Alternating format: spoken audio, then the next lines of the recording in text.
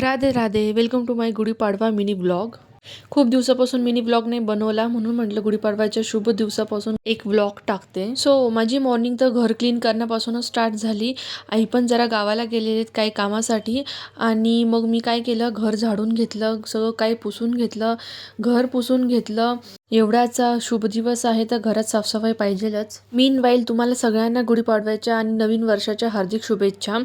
मग त्याच्यानंतर मी रांगोळी काढली. रांगोळीमध्ये मला गुढी उभारून अशी काढायची होती, पण म्हटलं यावेळी सिम्पलच काढते. And this is my outfit. So म्हटलं आज साडीच्या जागी जर ड्रेसेस घालते, कारण की काम पण करायचं होतं, बाळालाही सांभाळायचं होतं. देवालाही गुढीपाडव्याच्या शुभेच्छा दिल्या. आज बनवणार आहे नैवेद्य. पिऊ पण मला हेल्प करत होती कामाला मध्ये मध्ये करून.